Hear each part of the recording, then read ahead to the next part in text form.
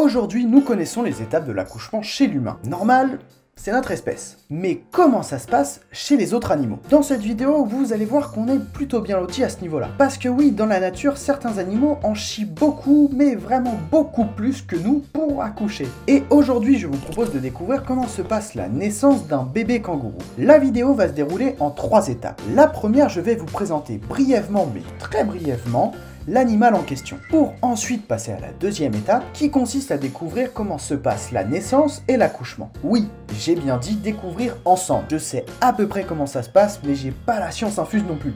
Heureusement pour moi. Et pour finir avec la troisième étape, où je vais essayer de faire un peu de la vulgarisation scientifique, surtout le processus d'accouchement et de naissance de l'animal. Bon allez, assez parlé, passons tout de suite à la présentation cool mais brève du kangourou.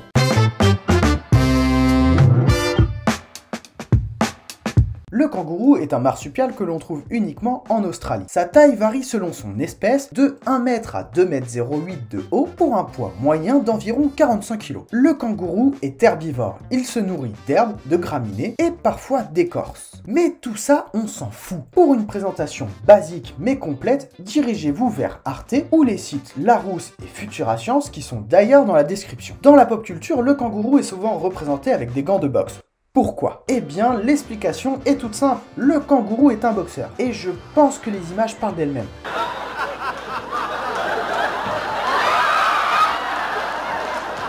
Mais avant d'être un boxeur hors pair, le kangourou était une petite boule de poils inoffensive. Ou plutôt une boule sans poils inoffensive. Bref, préparez vos mouchoirs, votre petite voix qui fait « Oh, trop mignon » et vos airs hébétés devant l'extraordinaire naissance d'un kangourou en vidéo.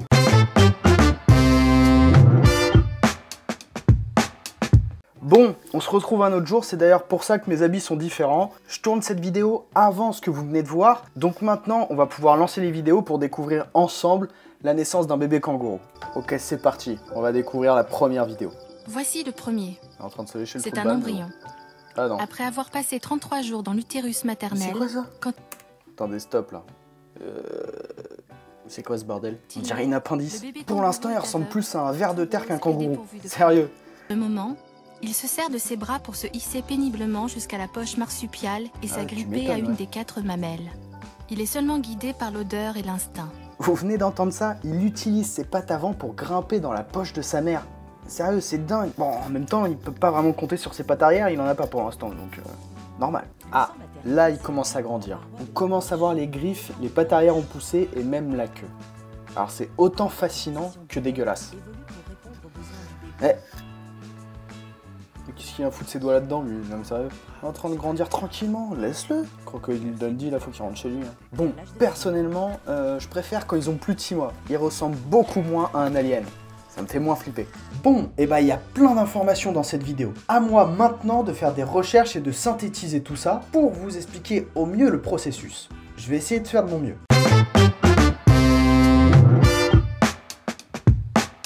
Bon, j'ai trouvé pas mal d'informations sur le sujet. Je vais donc vous expliquer tout le processus étape par étape. Première étape, c'est la scène moins de 18 ans de la vidéo. Le mâle et la femelle s'accouplent. Faut bien passer par là. Deuxième étape. Vous connaissez l'histoire, la petite graine est plantée et elle va grandir pour devenir un bébé. La première gestation dans l'utérus va durer environ 35 jours. Oui, c'est court, et si je dis première gestation, c'est qu'il y en a une deuxième après. Troisième étape, la mère accouche du bébé qui mesure environ 5 cm et qui ressemble clairement à rien. Non, soyons sérieux, on dirait un prépuce. Bref.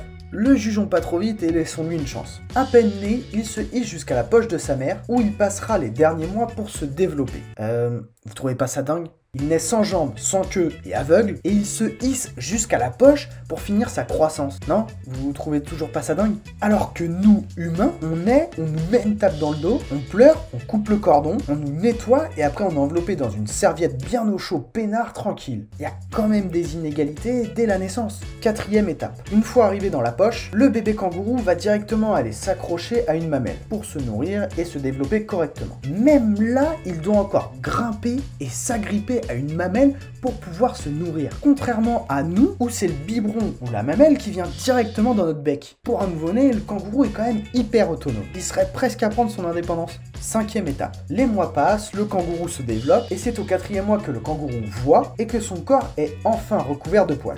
c'est pas trop tôt. À partir du 5e mois, il sort de la poche pour la première fois, pour voir la lumière du jour et gambader dans la nature. Ou en tout cas, tenter de gambader. Mais toujours comparé à nous, où on a nos premiers cheveux, les yeux ouverts et où on bouffe et chie tout le temps. Comme un canard. Mais surtout, on ne sait toujours pas se déplacer. Non, clairement, on a vu que le kangourou s'est battu beaucoup plus que nous depuis sa naissance pour vivre. Faut l'avouer. Plus autonome, une force de conviction incroyable et en plus il marche. Alors que nous, on ressemble plus à une larve et on se tient à peine assis. Plus sérieusement, dans la nature, les animaux sont obligés d'être autonomes rapidement pour éviter de se faire bouffer par les prédateurs. C'est d'ailleurs pour ça qu'il y a une différence avec l'humain. Nous, on a tout notre temps. On est un peu le Tanguy des animaux. Bon, j'espère que cette vidéo vous a plu. Ça change un peu des concepts comme les VS ou les comment survivre sur la chaîne. On est clairement sur des images plus mignonnes que d'habitude. Et même moi, avec mon cœur de pierre, voir un bébé kangourou, c'est mignon. Faut se le dire. Vous vous rappelez quand je parlais de la petite voix et les répéter ? C'est moi maintenant. Bref, si vous avez apprécié la vidéo, n'oubliez pas le pouce bleu, ça permet à la vidéo d'être mieux référencée. Et bien sûr, abonnez-vous pour voir qui c'est, peut-être un épisode 2. Sur ce, je vous laisse reprendre vos activités et n'oubliez pas que la curiosité est... vous pouvez pas me répondre. C'est un charmant défaut. Ciao!